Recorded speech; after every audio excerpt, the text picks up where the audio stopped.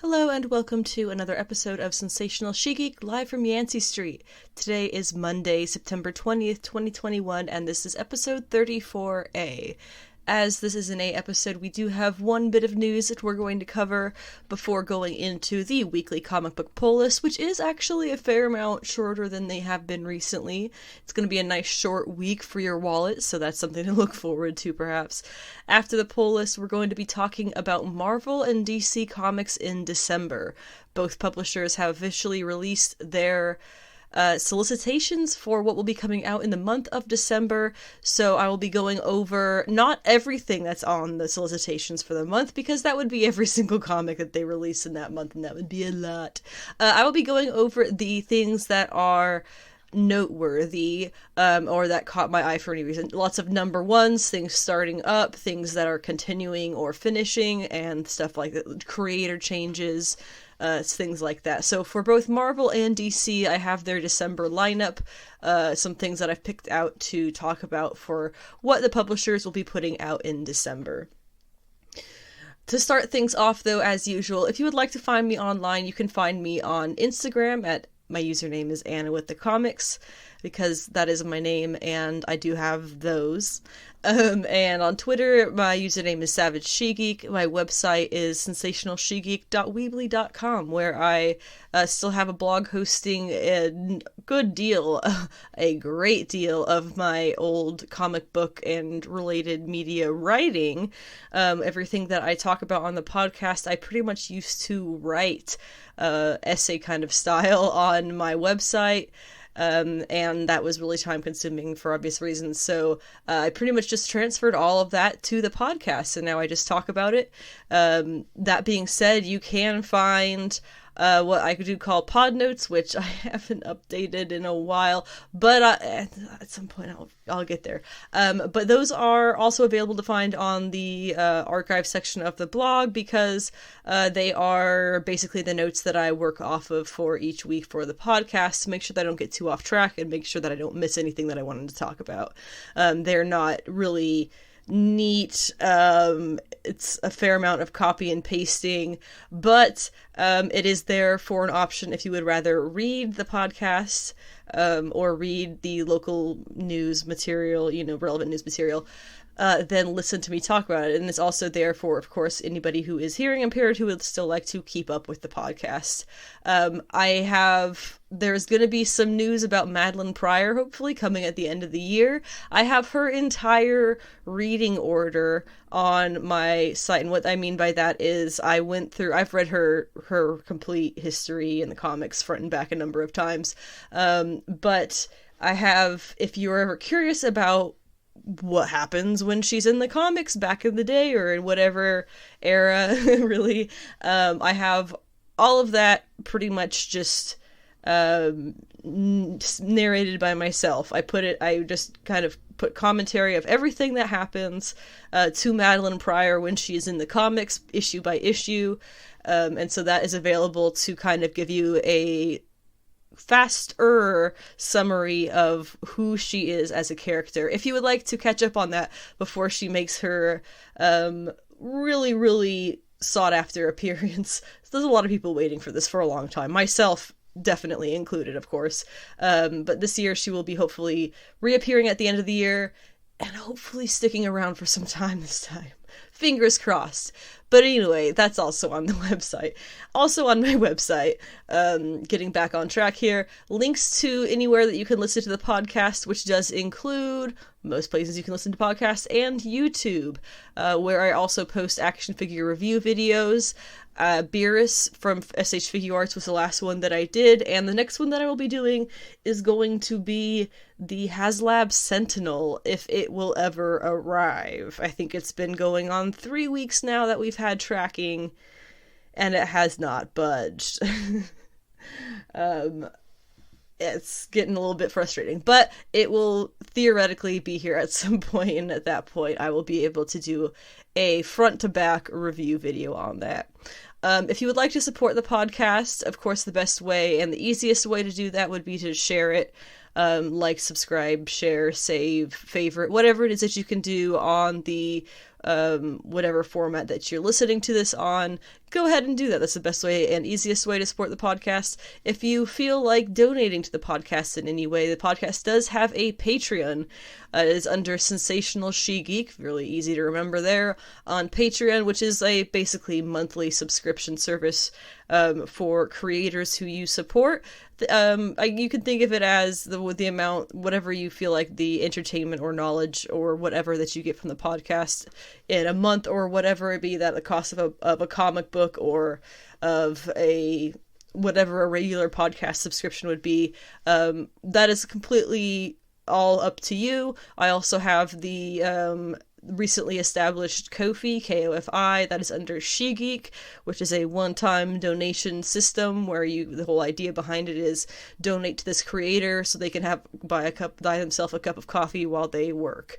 There is also a Redbubble store, which you can find under She-Geek Shop, and of course, I will never be charging to have anybody listen to the podcast as the main podcast, as that is, that, in the future, maybe there will be Patreon podcast specials or something like that if there becomes a large enough audience for that. But it's never gonna be a necessary thing that there is ever any financial burden to you to listen to this podcast. So, and that will be the way that it always is. So let's go ahead and get things going here with the one little bit of news that I have for this glorious Monday. It's kind of funny news, actually. This was something that had been, I guess, in the past briefly mentioned among other shows that could be happening on Hulu. But this is one, a lot of them fell through the cracks, and this is one that stuck. And that is a Hitmonkey animated TV show on Hulu. Unsurprisingly, it will be very much in the vein of MODOK, not animation style-wise, but in adult humor style-wise. Obviously a lot of different characters and things going on in the Hitmonkey show as opposed to MODOK as well, so there's not going to be a lot of crossover, except for the fact that this is not going to be a show for kids. And that's why it's happening on Hulu. So I have a few things to say about this. I have a few quotes, I suppose I should say, about this, going from various going from the Disney site, the Marvel site, Entertainment Weekly. I think that's the three that I have here, but going from various sizes and depths of the description about what the show's about. So for the first one, we have: after a Japanese snow monkey's tribe is slaughtered, he joins forces with the ghost of an American assassin, and together they begin killing their way through the Yakuza underworld. That's your most very basic overview of the show. It's pretty easy there. You get a good idea of what's going on, what to expect in the most plain sense. Now, moving forward, we also have a much longer description here. Okay, so it says, a Japanese snow macaque. Oh god. Macaque? Macau? Shit. I don't know how to say that. M-A-C-A-Q-U-E? It's the type of monkey that he is. I should know how to say that. Anyway, that with a penchant for murder teaming up with an assassin's ghost to take revenge on the people that slaughtered his family, all while political drama unfolds in the background. Now, as for cast, it's kind of fun.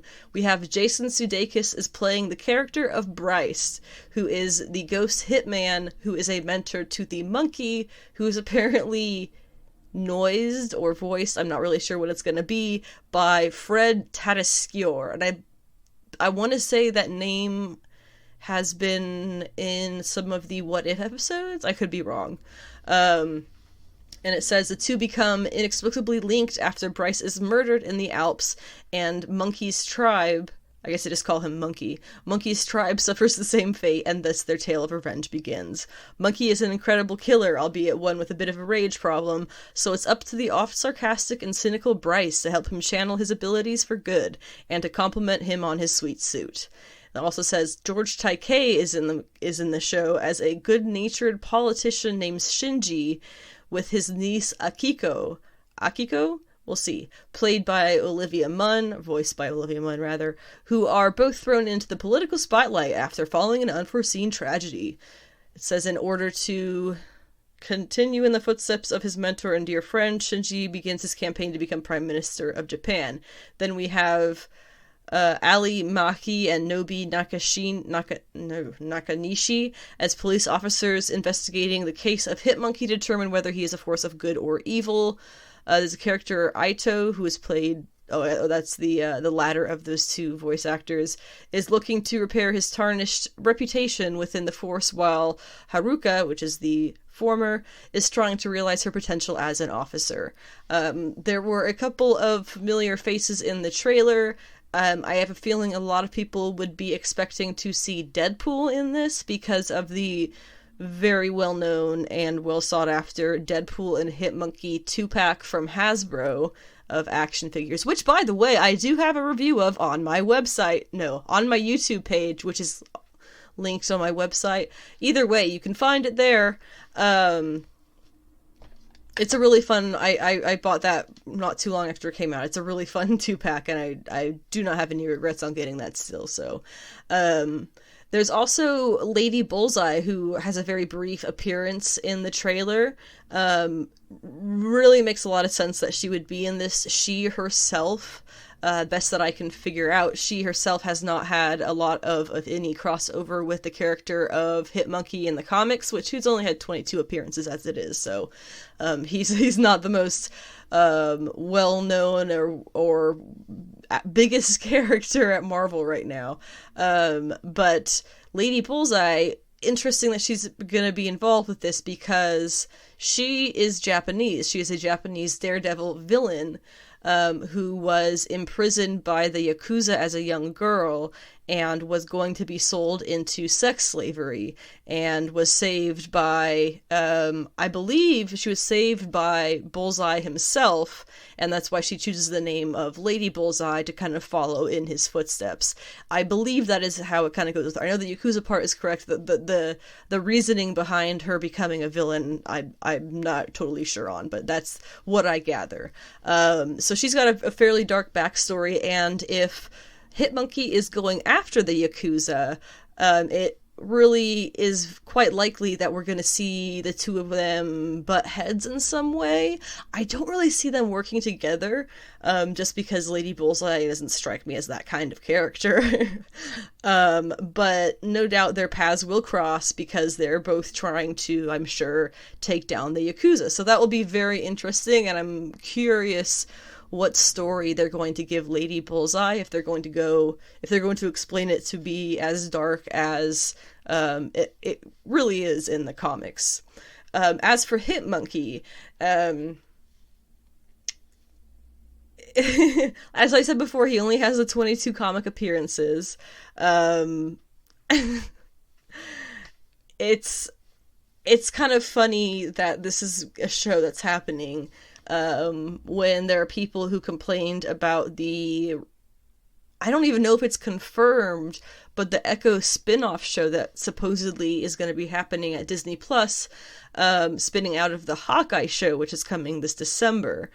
Or is it November? It's late November. So people were getting, because Echo, I don't know, she's had some odd appearances, I don't know, but not a ton. She's a fairly modern character. Not hugely well-known either. I would argue she's more well-known than Hitmonkey. But I would like to see the amount of uproar about this show as I saw about that supposed Echo show. But anyway, Hitmonkey as a character, he's got this whole history with the, gosh, I'm rereading all of the rundown of it here, and it's really just he gets trained because he's got these skills, and he gets trained by this assassin, which I guess is the guy who they're calling Bryce in this. I don't know if the assassin's got a name in the comics, but he was trained by an assassin. The Hitmonkey tries to save him, but it doesn't really work, and he's got all these newfound skills. He was banished from his clan because he was really violent and angry on his own. He tries to save his tribe, but they are all killed, and the assassin along with them, and so that's kind of like his origin story. Because it says he flares at a clan slaughter. The monkey picks up the extra guns from a bag and proceeds to kill the entire group of men. This shit is like, this is hilarious. The fact that this even exists, man. And he does have a few issues that he crosses over in Deadpool, with Deadpool. He's only been around since 2010. His first appearance was Hit Monkey #1 by Daniel Way and Dalibor Talajik. I'm so sorry, I probably said that wrong. That was 2010. And then he's been in a couple of Deadpool issues, a Hit Monkey one-shot, the 3 Hit Monkey issues, and that's pretty much it. Yeah, it's about it's only about 3 issues of Deadpool that he's in, but apparently that is the character that, because, Deadpool reasons, I'm sure, that he got most connected with.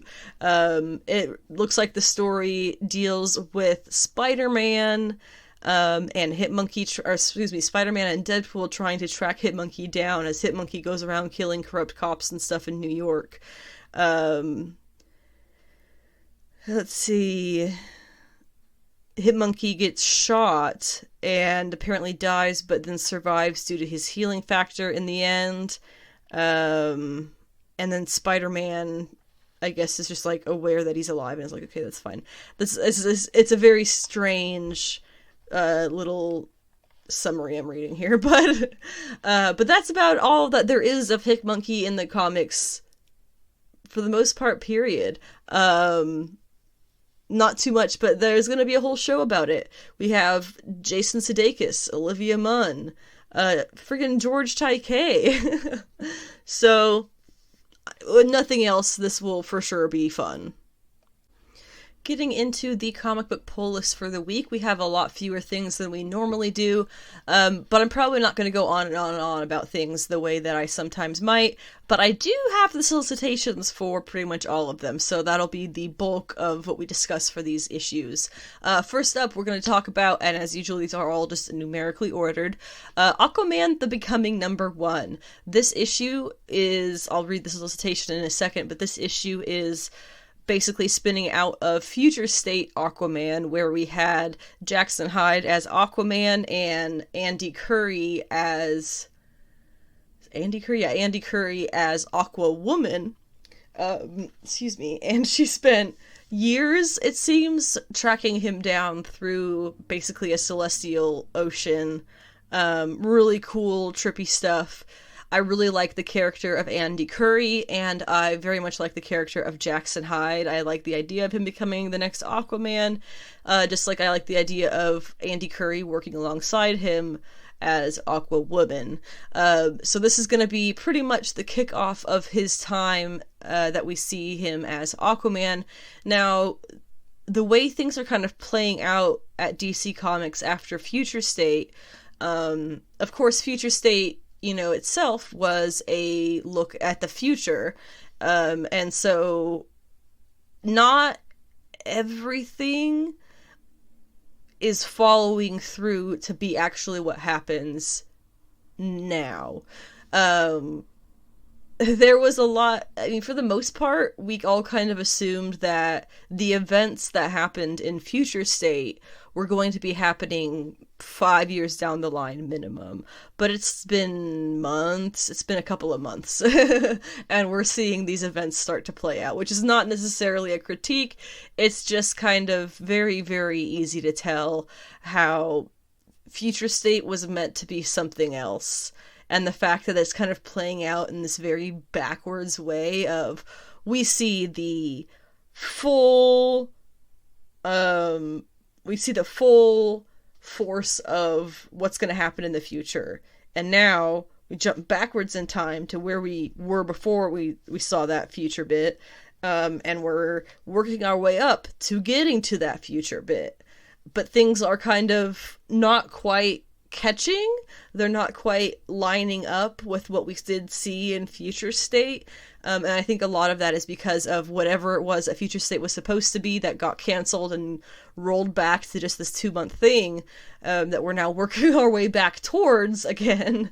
That really just shows me that this was all supposed to be this was supposed to be something else. And they're just kind of trying to piece together getting to the point that they wanted to be at for Future State but something maybe a little bit more reasonable, what they think the audience may find to be more reasonable. But that all being said, I hope that makes sense a little bit in some way. But that all being said, I really do, I enjoy a lot of the future state stuff that happened, but this Aquaman, between Aquaman and Superwoman, those are my two future state things. And of course, Wonder Girl, which is, we're now seeing Joelle Jones using the Wonder Girl series to work her way up to what we saw her as in Wonder Woman for future state. So that's all very fun and exciting. But anyway, back to Aquaman. The solicitation here says, Jackson Hyde finally has it all. Mentors who support him, a community that loves him, an honest relationship with his mother, a cute new guy in Amnesty Bay who's caught his eye, and access to Aquaman's private training facility in Atlantis. Well, he had it all, until the training facility and half of the Atlantean palace got blown to Kingdom Come with Jackson in them. Now Jackson stands accused of wrecking the life he worked so hard to build. Aqualad's going to need all of his skills, wit, and cunning just to prove his own innocence, let alone graduate from sidekick to Aquaman. So this is going to be a very much, I want to say political, but it's not political in the way that people's brains are immediately going to go to. It's political in the way that he will have to be dealing with this politics of, you are, I guess he's in line for the throne or whatever however that works. But if he's going to be, seen as a criminal, he needs to win over the people. It's political in that sense.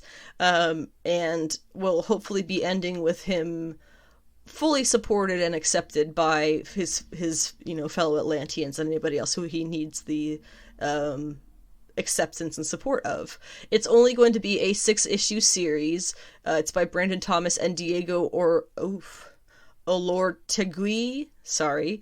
But this is definitely one that I've been looking forward to for a while. I don't think we're going to be seeing that much Andy Curry in it.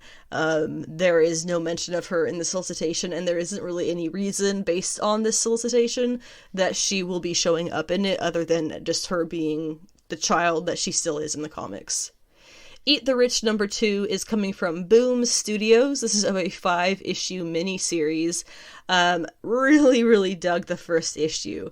It tells the story of a woman who is going with her boyfriend to his uber wealthy family's estate, or whatever they call those, to, I guess, the retirement party of one of their butlers, and she kind of has a weird feeling about it the whole time. They're not her kind of people, the uber riche, and so she kind of is getting really weirded out by stuff, and she goes outside for a breath of fresh air and winds up witnessing the hunt and murder of, as far as I can tell, that butler who was supposed to be retiring that night. So things are not as they seem, and it looked like they were going to eat him. They were going to barbecue his limbs and eat him. So there is something weird going on here, and she's no doubt terrified now. So her name is Joey, so when I read the solicitation here, when I say Joey, that's who I'm talking about.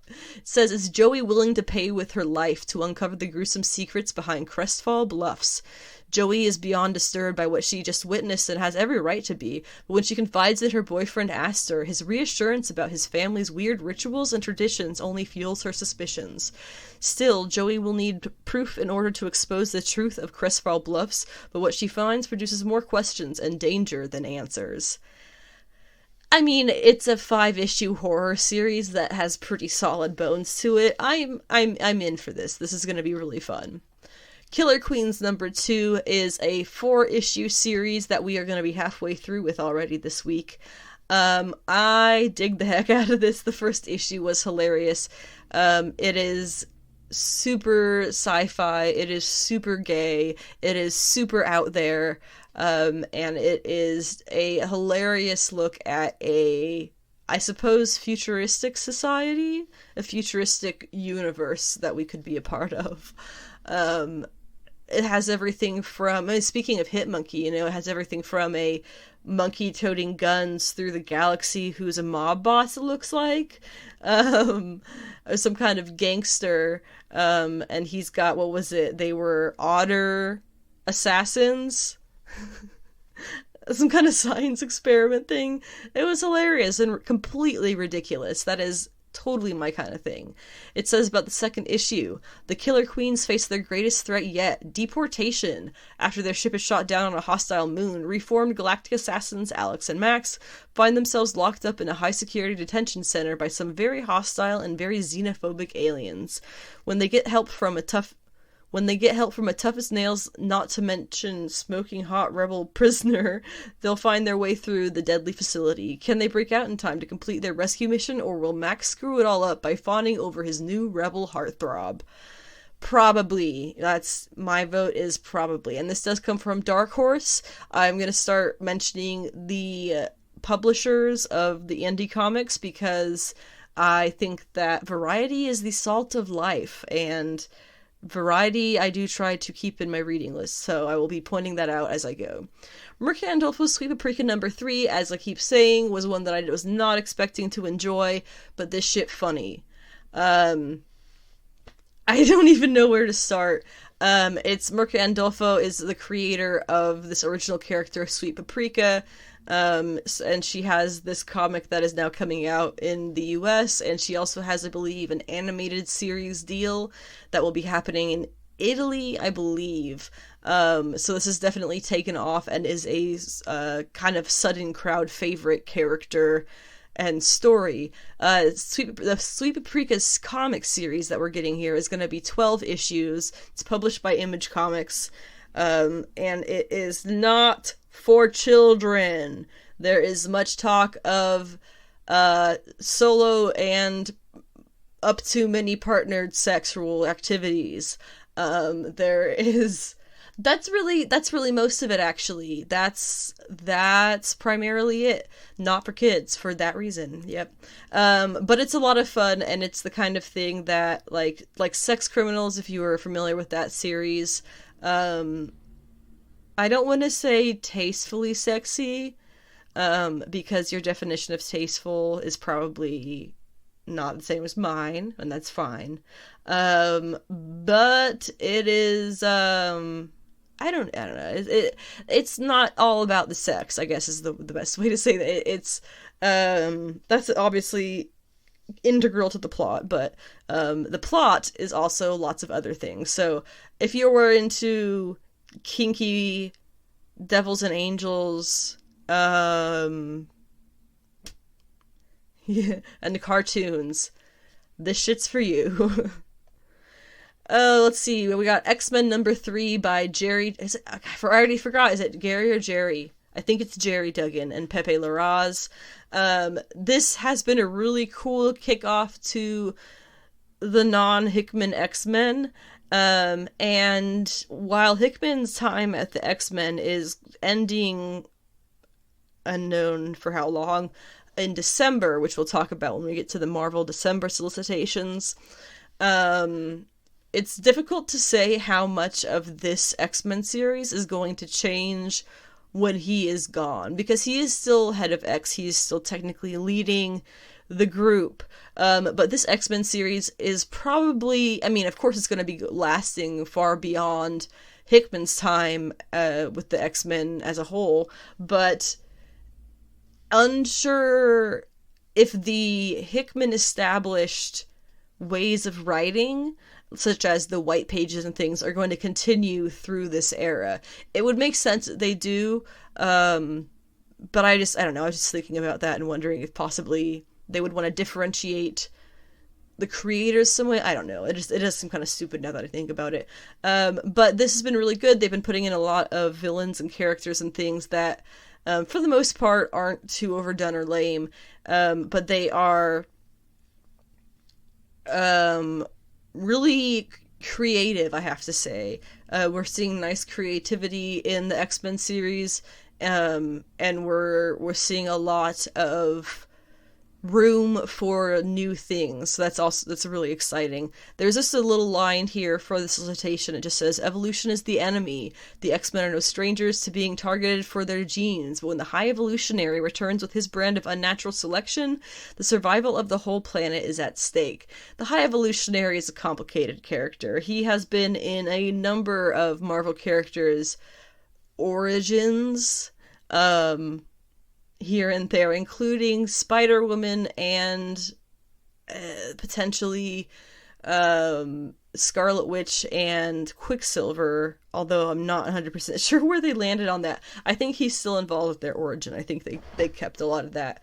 But the fact that he's popping up in comics, cool, good for him. What I find that to be interesting is that this is not the only place that he's been popping up in the comics. He was once again in Spider-Woman a few months ago. There's a few other places that he was in the comics that I can't recall at this moment, but there have been a lot of theories that we're going to be seeing the High Evolutionary in Guardians of the Galaxy Volume 3 as the creator of Rocket, which I can't recall at this exact moment if he was the one who created Rocket in the comics.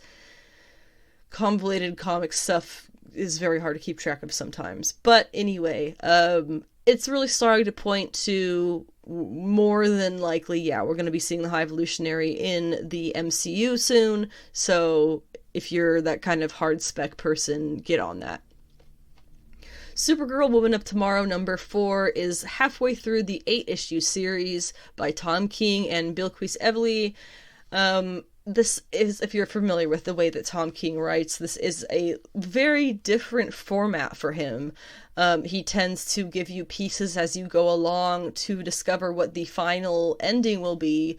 But in this, we already know what a portion of the ending is going to be. The character who these two girls, Supergirl and whoever this young girl is who's out there with her, traveling with her, we know that Supergirl kills the guy they're looking for. After that, we're not really sure what happens, but that is where their journey is leading them to right now. So we already know that destination.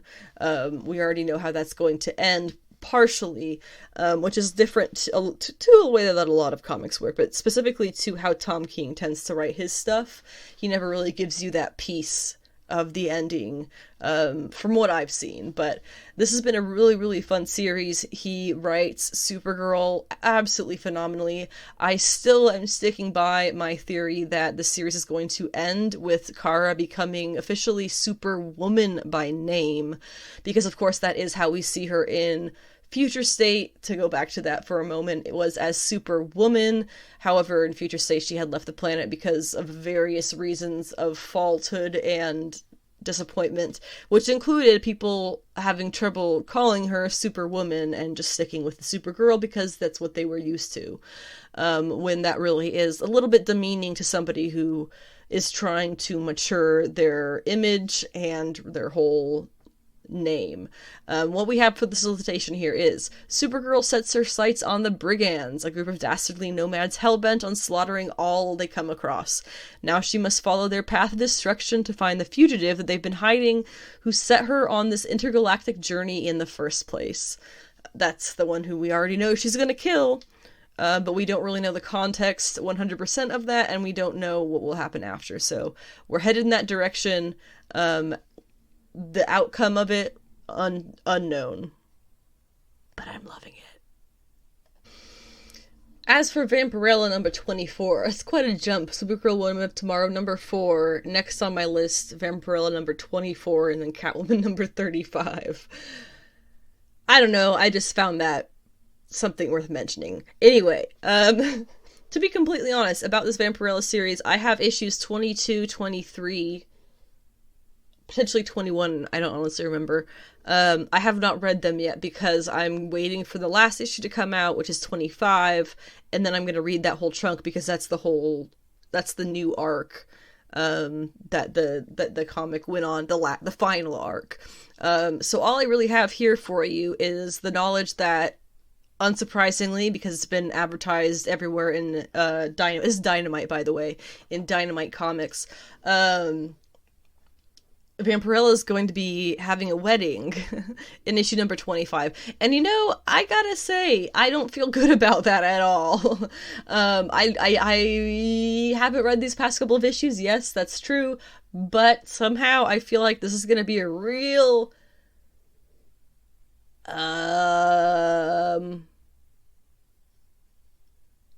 what's the way I can say this? Roofy kind of situation. Sorry, but it just seems like this is not something she's going to be going into willingly.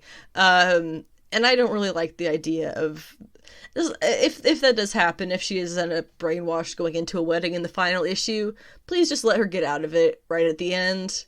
I don't think we need to end the series on that kind of really twisted note. What we have here, though, in the solicitation says, 20 years ago he was an abandoned child hunted by religious zealots. Today, he is a man desperate to cheat fate and outrun his destiny. Vampirella protected the child, but can she save the man from the prophetic doom of the Dracula virus?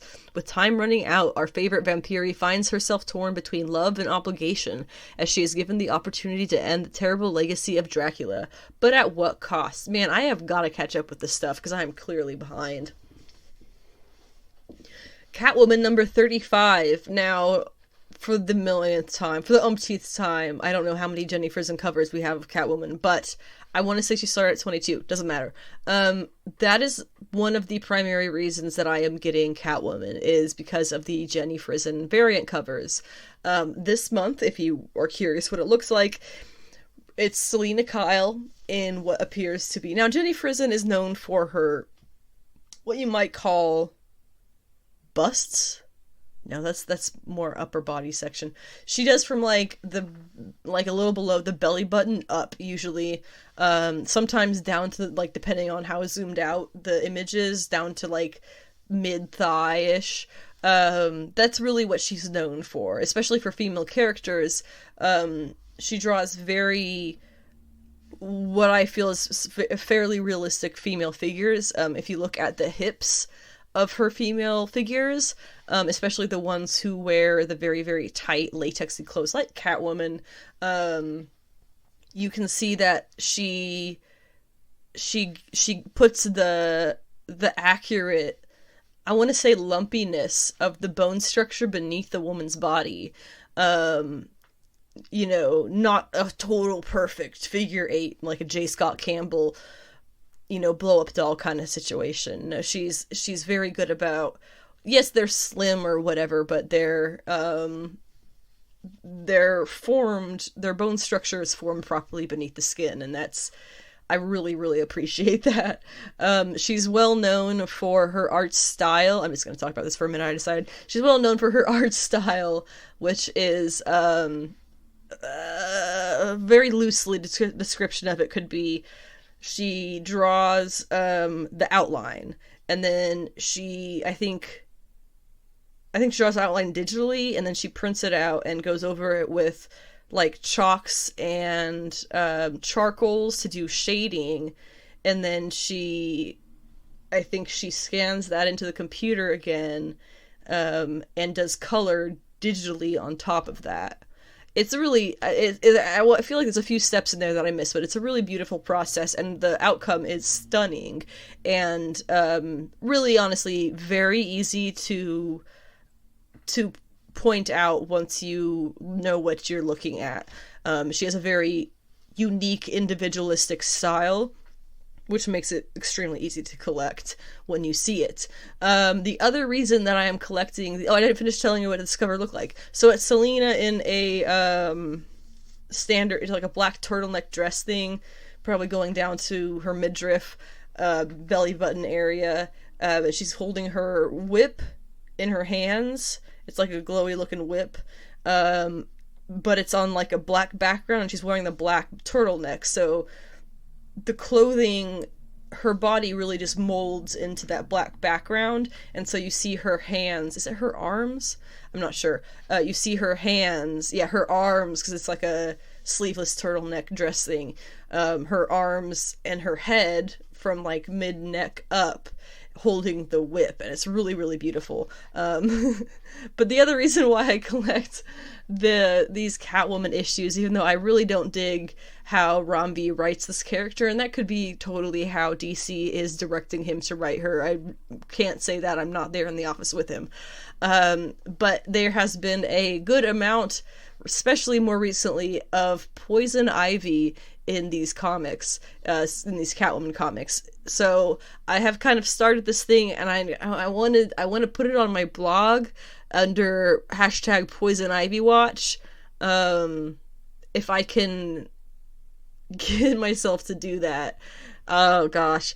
But that's something that I've started doing the past couple of weeks, that comics are coming out giving updates on what is up with Poison Ivy in the current comics. Because I'm a big Ivy fan, and she has kind of just been sprinkled here and there through DC Comics, including Catwoman, Harley Quinn, and Batman. There may be others that I'm sure she's been mentioned in, Nightwing, a few others, I'm sure, but those are the three that she has been actively appearing in and being a relevant part of the plots. So in Harley Quinn, there hasn't been too much of it. It's been loosely mentioned, their relationship, now that that's canon again, or canon period.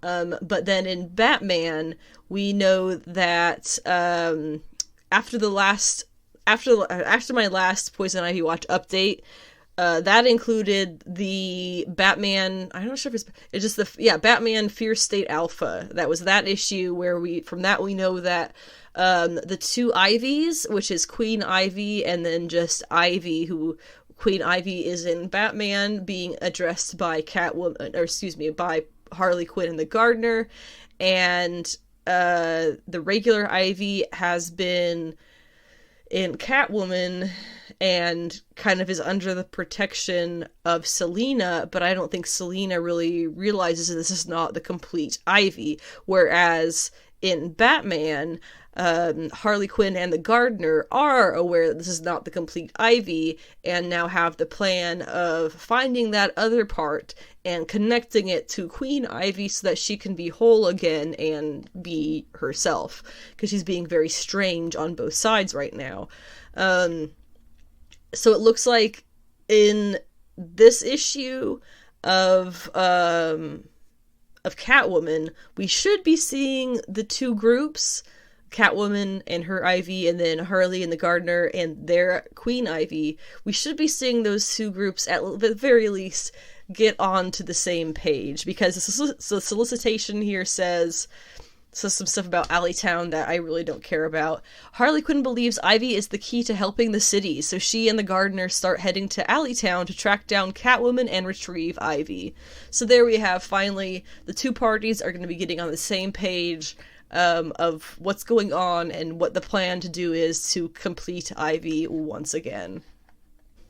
We're going to move on now to Marvel in December. These are things that have been announced in the official solicitations for Marvel Comics in December. Things that I went through that list and found to be new, noteworthy, relevant, or just worth mentioning as they continue and go forward. So we're going to start off with, this is not in a particular order, it's really just in the order that website I went to had them in.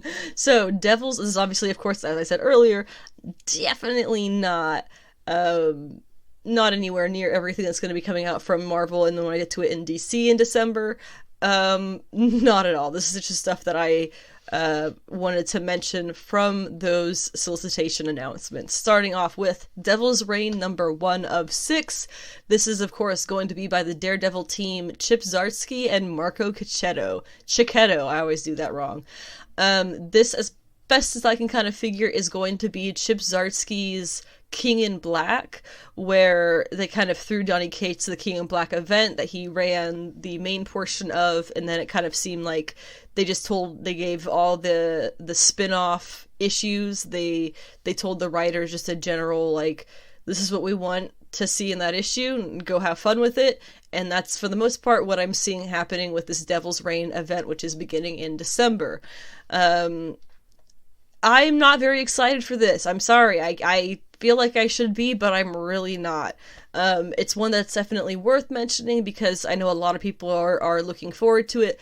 But I feel like part of why I'm not excited for it is Substack. It's ruining things for me, and I'm not even paying him anything yet. This is all, of course, my problem. This is not actually Substack's problem, because this is all my own theories, being that Chip Zdarsky was gonna leave Marvel pretty much in full to go to Substack. And a reminder, if you subscribe to him, all the money that you are, quote, paying him on your Substack subscription is actually going to charity for LGBTQ plus teens, I believe is what it is. So that's because Substack gave him a wad of cash, and he doesn't, I mean, they basically paid him for a year in advance, so he is donating the income, for the additional income, to charity. So just, there's that. I just wanted to point that out first. But he was leaving Marvel to do that, just as many creators kind of have been doing. And then this event was announced a few weeks later. There had been a lot of talk, if you are a subscriber to the Chip Zdarsky newsletters, there had been a lot of talk that made it sound like Daredevil was going to be ending in December or in November, whenever it was that he was going to be leaving and going to Substack, at least for a time, same way that Jonathan Hickman is leaving. And then this was announced after a little bit of silence in the radio. Silence over there, whatever, you know what I mean. I just feel like this was something that Marvel said, hey, we'll give you anything you want if you just stay here and keep writing Daredevil. Which, good for Chip, awesome for you. You're getting 2 paychecks now, so that's excellent for you and yours. But I don't know, it just kind of feels like that could mean not as good things for this. But again, this is not anybody's problem but my own, because I don't have any of this confirmed. It's just my own theories.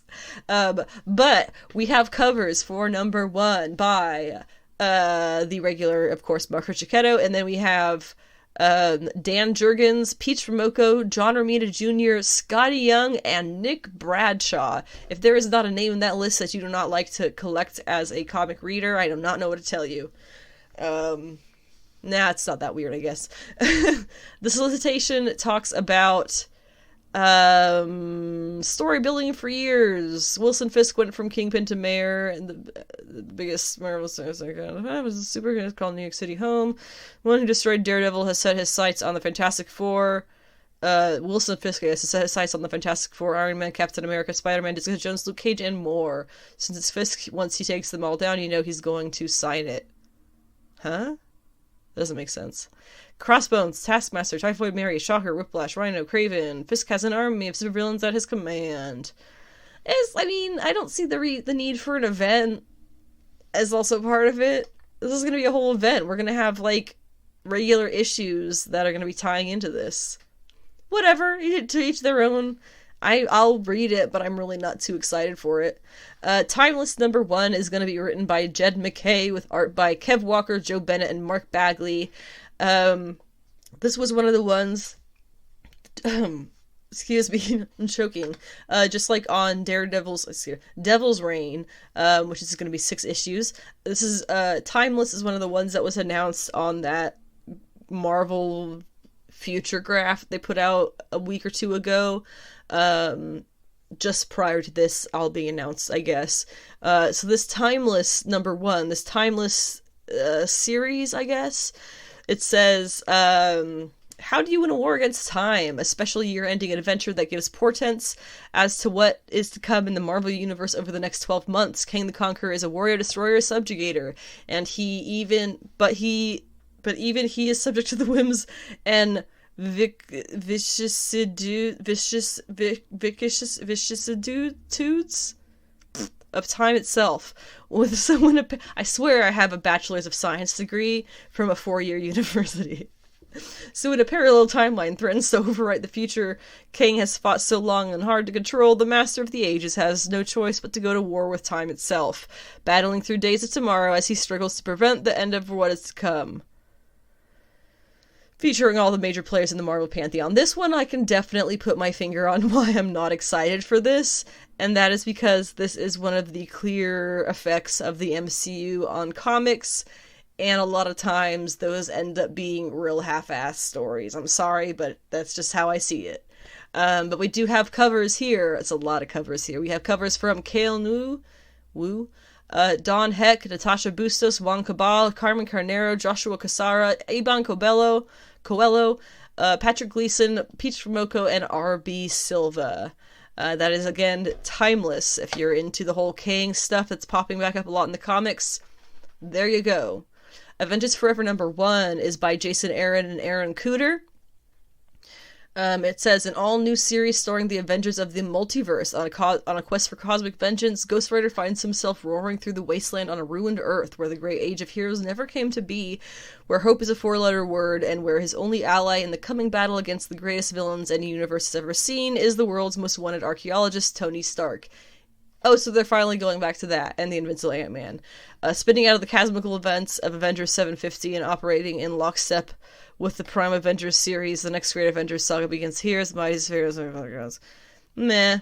The whole archaeologist Tony Stark, I'm assuming that is talking about the Tony Stark who got sent into, 10,000 BC or whatever, and then they just never mentioned it again. That was really weird. They're gonna try and make that one work now, I guess. Covers include Matteo Scalera, Betsy Cola, Russell Dauterman, Carlos Pacheco. So good covers, at least. I don't have too much enthusiasm for this Marvel stuff. It's not looking good. This one I want. Demon Days, Rising Storm #1 is, of course, completely by Peach Momoko. What it says very briefly, if you haven't already, figured all this out, Mariko Yashida's journey through the mysterious forests of Kurosaki Mountain has brought her face to face with strange and terrible creatures, but she's about to be tested like never before when she crashes paths with literal gods. You won't want to miss this electrifying showdown in part 4 or 5 of the Demon Day saga by Stormbreaker Peach Momoko. Don't worry about the Stormbreaker thing, it's not important. This is going to be Storm and Thor as the two gods that Mariko is going to be facing off with. They are really, really cool looking designs by Peach Momoko, and as the solicitation said, this is part 4 of 5, and yes, they are all connected. Some people were really confused about that. They are all connected. We have covers for this one, of course, by Peach Momoko, Guri Hiru, Mike Allred, Kara Andrews, Russell Dauterman, Alex Gardner. So some really cool covers. I'll probably just get the standard Peach Momoko one for this one. This might be the first one that I only get one cover for. We'll see. Now, this one I'm quite excited to talk about. Inferno #4 of 4.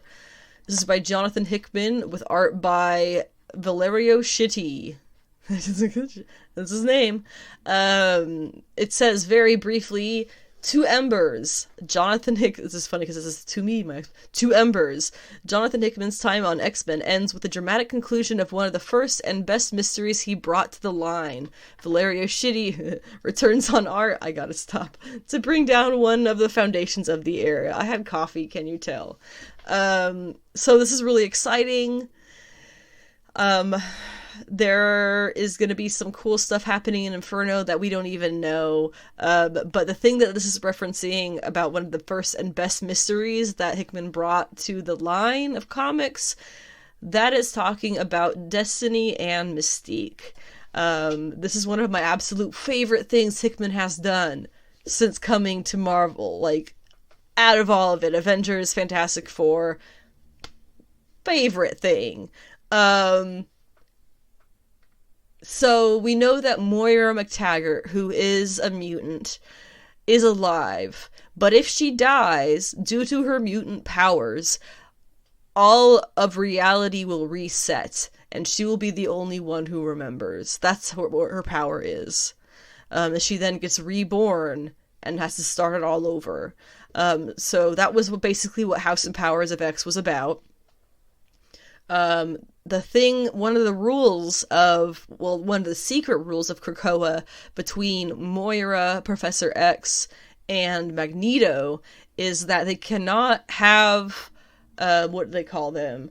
They cannot have future tellers, prophets, people who'd have the see the future, whatever the term is for that I'm blanking on right now. Those cannot exist on Krakoa because then they will know that Moira is alive, and they will see what it is that has kept this reality going, which is the fact that they had countless realities Moira went through before. It's a whole thing. So basically, Destiny, who is a dead precog, there we go, precognition, she is Mystique's wife. She died some time ago, and in an early, I want to say X-Men number 3 issue by Hickman, we saw a little flashback to Mystique speaking with her wife. And the reason we saw this was she went on, she did a deal for, this was also towards the end of Hickman's X-Men stuff that was re-brought up. She did a deal for the Quiet Council that if she does this thing for them, they will consider bringing back bring back Destiny. So she does the thing, it isn't successful, but she comes back, and they basically go, well, you weren't successful. Oh, well. So then we get into this thing that happened in X-Men number 3, where we saw this flashback of what Destiny told Mystique that makes all of this so much weighted on crescendo, that we're going to be seeing unfolding in Inferno. And that is, she basically told her, there is going to come a day where the mutants, we live on an island, not this island, not one that exists right now, but it's going to happen, and it will be paradise. When that happens, bring me back. You have to bring me back. Because they will be in control of life and death, and they will be able to bring people back from the dead. Bring me back. And if they don't let you do that, burn it all to the ground. I still get chills thinking about that issue, because that was like, oh! You gotta understand, you are supposed to be on Team Mystique here. Xavier, Magneto, Moira, they are the villains of this story, folks. Mystique is the one we are meant to be rooting for. She is meant to be getting her wife back, and it is an injustice that they are not letting her get her wife back. And I am so ready to see her burn Krakoa off the face of the map, if that's what it takes to get justice. Oh my gosh, I'm sorry that got loud. I am super pumped. Elektra, Black, White, and Blood #1 of 4. I just figured this would be fun to mention because it's another one of those anthology series, but it's about Elektra. This issue is going to be by Charles Soule, Declan Shelvey, and Leonardo Romero, with art by Leonardo Romero, and that's all it lists here, so there will be others, no doubt. The variant covers by Mirka Andolfo, Bill Sienkiewicz, Adam Hughes, and John Romita Jr. The only thing here it says is fact, noun. Definition of fact: 1. Something that has actual existence. B. An actual occurrence. C. Elektra Natchios is the best assassin in the Marvel Universe. Okay. Ms. Marvel, Beyond the Limit, #1 of 5 is going to be by Samira Ahmed with Andreas Ginolet. This says, while on a break visiting her cousin in Chicago, Kamala Khan stumbles upon a robbery at a university physics lab, and maybe sets off an explosion of interdimensional proportions in the process. Still, nothing she can't handle, or so she thinks, when she gets home and finds her whole world turned upside down and into a Bollywood set. Why is everyone she knows singing, and how can she make it stop? That sounds really fun, not gonna lie, I may check this one out. Covers by Mashal Ahmed, Peach Momoko, Terry Dodson, Natasha Bustos, Scotty Young, period. There's going to be Wastelanders stories, which are basically, if you know the Old Man Hawkeye, Old Man Logan stuff, it's all in that kind of world. The Wastelanders stories are going to be following Star-Lord, Wolverine, Hawkeye, Doctor Doom, and Black Widow.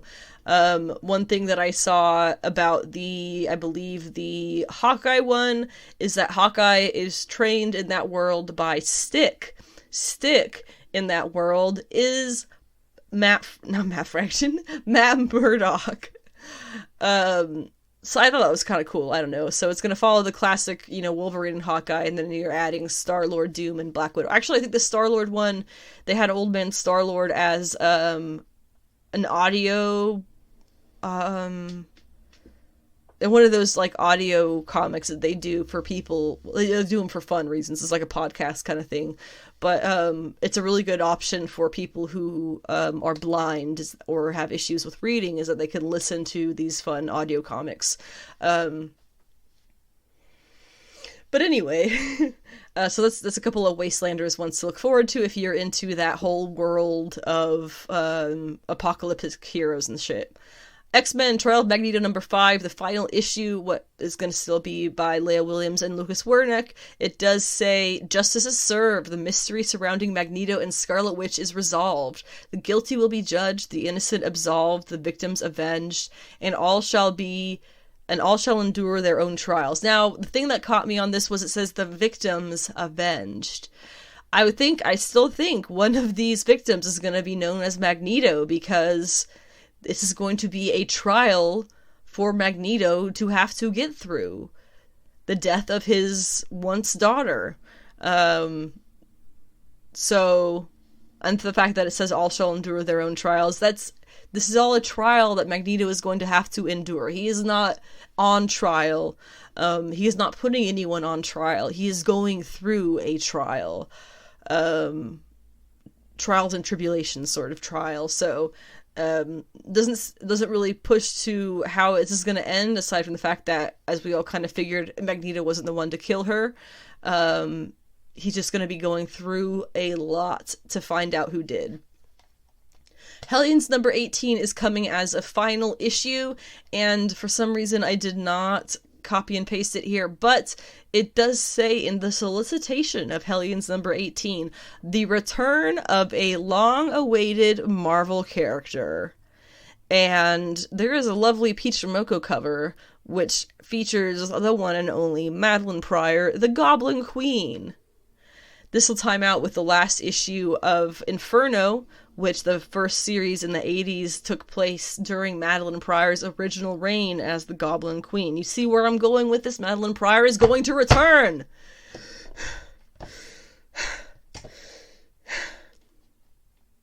I expect all the art. I just want everybody to be doing art of Madeline Pryor.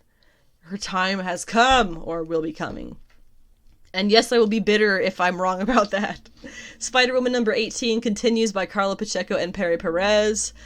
It's a Devil's Reign tie-in. Nothing too special. Captain Marvel #35 is, I don't know if it's wrapping up the last of the Marvels storyline or if it's just continuing it, but what it says here is, it's part 4. As Carol and the other Marvels fight to save themselves and so much more from Vox Supreme's dark plans, the Avengers and the Guardians of the Galaxy join the battle. While Vox Supreme believes he knows of Carol Danvers inside and out, she has thrown him a curveball that neither of them have ever imagined. Fans old and new will lose their minds over this one. Don't miss the biggest expansion of of the Captain Marvel mythos since she took the name and claimed her stars. I would say that's false, because I would say the biggest expansion of the Captain Marvel mythos was when it was announced that her mother was Kree, and therefore she took back that power from being power given to her by Marvel as to power that came from inside of her. That was pretty fucking big, guys.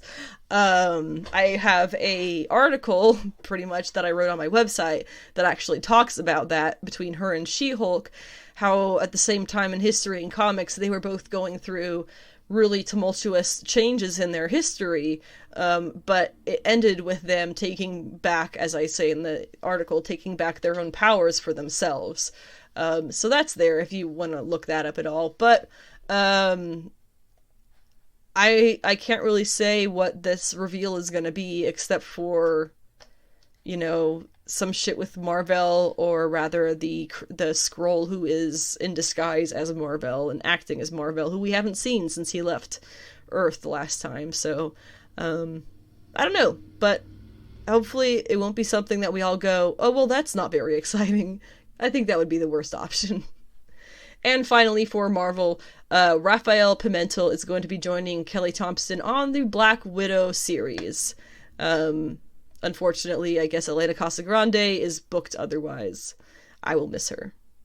Finally, we are going to be discussing, last here, DC Comics in December. Just like with Marvel, this is in no way all of what is going to be coming out from DC Comics in December. These are just things that I felt were noteworthy, or looked really interesting. Now, one thing I want to say before I go into this is, I kind of talked to my husband about this a little bit as well. It seems that DC is handling trying to keep audience interest and audience retention. They're handling that a lot better than Marvel. Marvel seems to be, as my husband said, throwing spaghetti at the wall to see if anything sticks, where DC is going for variety. And as I've literally said already in this episode, variety is the spice of life. And putting a variety, let's say they got 50 Batman books. Okay, fine, but if 40 of those are completely different and undone, they've never been done before with Batman, they take the character in new directions, they put it in new worlds, they give it new interesting new characters and counterparts, and people they've never worked with before. You do that, it doesn't matter if that story's canon. People are going to be buying it and reading it because it's a good, new, different, interesting story. I can't really say for sure what it is at Marvel that they're doing wrong. The one thing that I'm seeing as being the defining difference between Marvel and DC, a lot of their new stuff, is DC is coming out with, I want to say the majority of the stuff that I have on this list, it's not that much stuff, but the majority of it, well, a big chunk of it is not canon. They have so many, between Catwoman Lonely City, Dark Knights of Steel, World of Krypton, One Star Squadron, Batman Urban Legends. There's just, and that's not even everything that was on the December solicits. There's so much they're going for that they're not insisting that their writers keep looped into their universe. It keeps out continuity issues.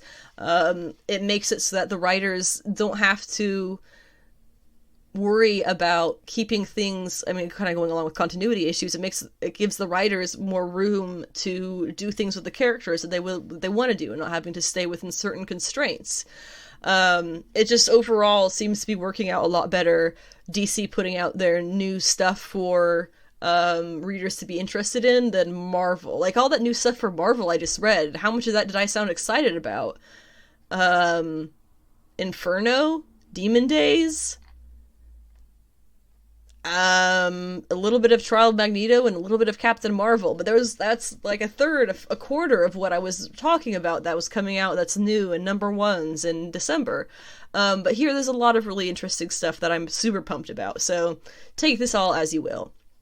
Batman number 118 is the first issue by Joshua Williamson with art by Jorge Molina, who is also doing the cover. We have a new Batman villain, Abyss. They look a lot like a Destiny character, if you play that. This is going to be post-Fear State. Batman gets a new outfit. It says, thrills, chills, and international intrigue. Oh, wait. There's going to be Batman Incorporated is making a return, so that's honestly sounds super interesting to me, and it's a big part of why I'm going to be picking it up and seeing what I think of this new era of Batman. Batgirls number 1 is going to be coming out in December, written by Becky Cloonan and Michael Conrad. I gotta say, I wish it was just Becky Cloonan. I've read a few things that was written just by her, and I prefer it to when Michael Conrad is on board. Not sorry. It's going to have covers by Jorge Corona, Iñak Lee, Ryan Gonzalez, Dan Hip, and Amano Yoshitaka. Basically, this is going to be an ongoing series, apparently, about the Batgirls. It's going to be Cassandra Cain, Stephanie Brown, Barbara Gordon, I guess just the three of them? The three Batgirls. It works anyway. Barbara Gordon, obviously, as Oracle. I just think it's going to be really fun. I'll pick up the first couple of issues, see if it's got more of the Cloonan style versus the Conrad style, and we'll see what we think. But I think that's one definitely worth checking out. Catwoman Lonely City is a non-canon 4-issue series that will be continuing in December, same as Dark Knights of Steel is a non-canon, I believe, 12-issue series that is continuing in December. World of Krypton number 1 is starting in December. This is going to be I don't know how many issues, but it is going to be talking about Krypton as a utopia, with Jor-El as the head of Krypton's revered science council. General Drew Zod, and even a young Kara Zor-El are all going to be characters involved. This is going to be written by Robert Venditti, with art by Michael Avon Oming, and cover by Miko Suyan, with a variants by A. D'Amico, and Francesca Francavilla. One Star Squadron is kind of a humorous one that I definitely want to check out. It is where you have superheroes who are working for money. It says, whether it's a children's birthday party or an alien invasion, no job is too small or too big. That's pretty funny. It's by Mark Russell, with art by Steve Lieber, a variant cover by Steve Pugh. I don't have the list of the heroes who are going to be in this, but I know it includes, I believe, Blue Beetle and Wonder Girl. Not Wonder Girl either. Power Girl. Jesus. I don't know who the rest of the team members are. I don't have a picture in front of me, but it sounds like it is humorous enough to at least check out the first issue. Batman Urban Legends continues with issue 11 in December. This issue will be written by Vita Ayala, Mark Russell, Ram B, and Mahalo Mashigo, with art by, oh god, I'm just gonna say with art. So many names in there. There's little lines above the Z and the C and the S. I don't know. But in this issue, we have a Batman and Zatanna story, which is by Vita Ayala, and the one that I'm not even going to try pronouncing. This tells a story that will change Batman and Zatanna's relationship forever. Every year the two have come together to defeat an evil curse. This year they fail, and the world is in peril because of it. And then there is a story called Hounded, starring Ace the Bat-Hound. An epic story featuring many of the DC Super Pets, brought to you by Mark Russell and Carl Mostert. And then White Witch is a Catwoman tie-in for Fear State Aftermath, so if you're keeping up with that, and it is going to be going over the mysterious relationship between Ghostmaker and White Witch, whoever that is.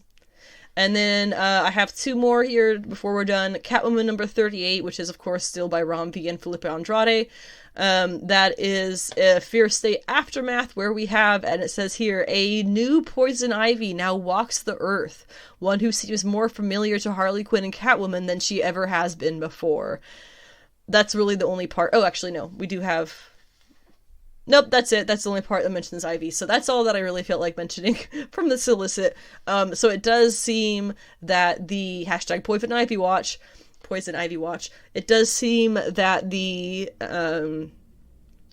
theory I have of the two parties of Catwoman and Harley and the Gardener bringing the two Poison Ivies together to make her whole again is what's going to happen.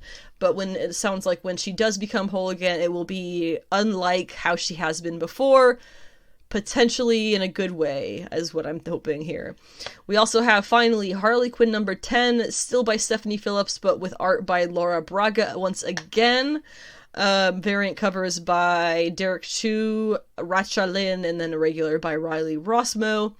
I will read the whole solicitation here. It says, you know those real cheesy rom-coms where the two unlikely lovebirds lean in for the same book and knock heads in the poetry section of the school library and fall madly in love? Well, this story is nothing like that. For starters, Kevin met his new muse in the middle of Scarecrow attacking Gotham. How's that for a meet cute? And second, despite his planning the most perfect and romantic date with Ivy, it seems like she might have something else on her mind. Love is in the air. Wait, that might be toxic gas. This is Gotham. So that's more hashtag Poison Ivy Watch. She is whole. She is a new Ivy. And she is apparently well enough to be reinitiating her relationship with Harley Quinn. And that is so exciting! DC, do not fail us on this one. You have failed us too many times to be able to afford failing us on this too. So don't do us wrong. Give us the gaze. That's what the people want. And with that, we will end this podcast episode. Thank you for listening to whatever portion of the podcast you were able to. The next episode is going to be coming this coming Friday, the 24th of September. It's not August, September. What we're going to be discussing on that Friday episode, aside from comic book picks, which will be based off the comic book pull list that I already discussed. What If, episode 7. I'm not sure what's going to be in this one, but there is a mid-season trailer available on YouTube if you want to watch that. I imagine it's really just taking pieces from various episodes and putting them together. However, one thing seems quite clear in that mid-season trailer. Spoilers if you haven't seen it yet. I don't really think this would spoil anything. It's a theory.